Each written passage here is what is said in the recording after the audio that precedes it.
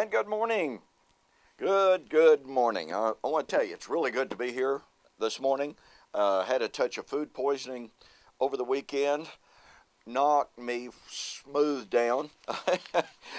No fun whatsoever. But anyway, I'm better, and I'm glad to be with you. Happy Monday morning. My name is Don K. Preston. I am the president of Preterist Research Institute of Ardmore, Oklahoma. And this is what I call my morning musings. I have begun in response to a viewer's question, to answer the question, where do believers and non-believers go after physical death before AD 70 or 70 AD, and where do they go now? Well, you know, this is one of those topics that we don't have just whirls of information about. What we do have is primarily in the New Testament. We have some hints and some clues in the Old Testament, and we'll examine those in some future segments. But I'm going to kind of jump into the middle of this thing right now by going to Hebrews chapter 9. The writer discusses the Old Covenant cultus, that is, the worship system. And he says, while that covenant system, with all of its carnal washings, its sacrifices, its feast days, etc., while it stood, and by the way, the force of the Greek is, while it had validity, there was no entrance into the most holy place. Now, first of all, we have to understand what the most holy place is. And in order to fully appreciate that, we have to understand cultic and temple imagery. In Jewish thought, the Garden of Eden represented the most holy place. Well, what did that mean? It represented the presence of God. When God finally gave Torah, the most holy place was the most sacrosanct place in all of Israel. It represented the presence of God. And there was this barrier between the most holy place and the holy place. That veil was there reminding man that he could not enter the most holy place. Only the high priest, once a year, and that not without blood. And so here is this most holy place representing the presence of God, which could only be approached on a very, very limited basis, and that through offering of sacrifices which could not even take away their sin, according to Hebrews chapter 10, 1-4. So here we have in powerful parabolic, powerful typological imagery, the reality that man was separated and alienated from God, both here while on earth, and certainly the implication was even after he died. Because, I mean, after all, if you're not in the presence of God now, on earth, you're most assuredly not in the presence of God after you die. Because if you have no forgiveness of sin now, while you're living on earth, then that sin remains with you and remains a barrier between you and God. Thus we have the idea of Hades. And so the writer says of Hebrews chapter 9, 6-10, that as long as the old covenant system stood, there was no access to the presence of God.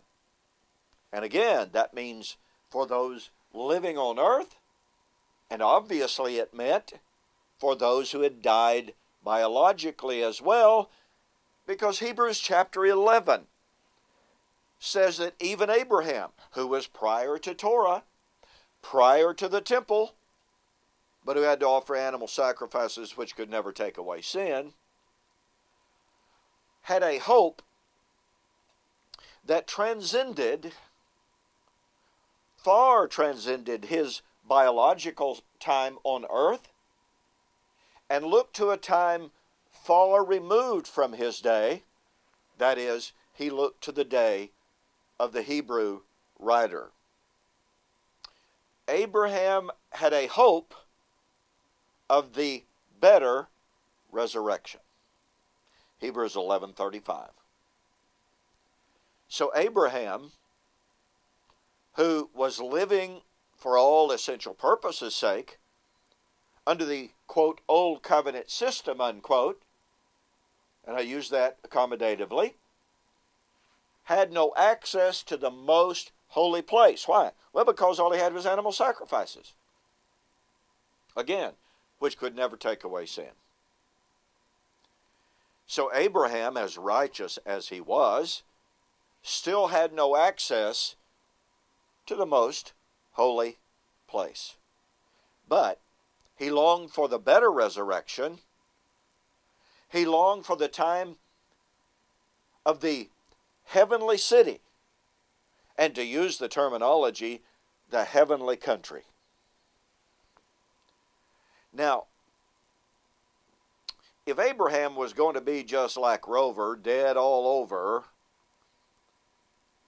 for all eternity, then why in the world did he look to Jesus' day?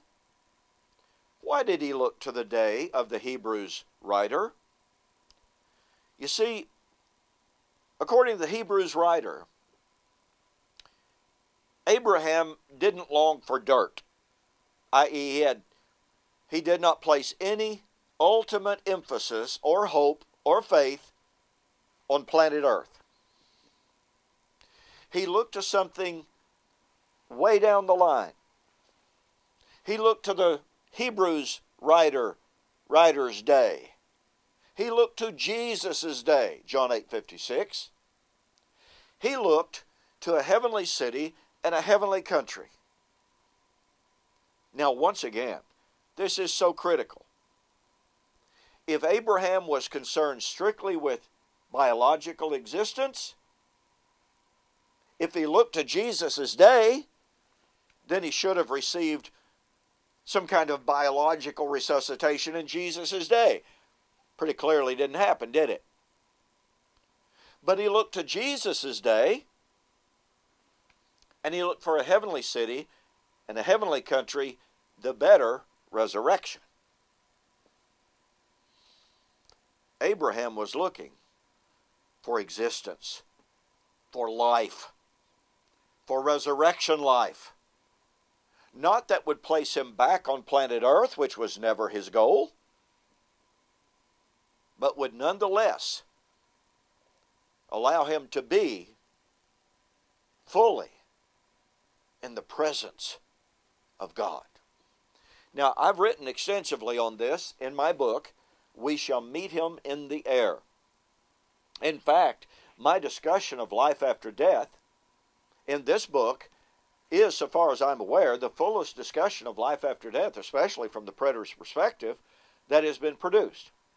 Go to my website, www.eschatology.org, www.bibleprophecy.com, and order the book. Now, if you go to bibleprophecy.com, enter the code 7070, and it will not charge you shipping.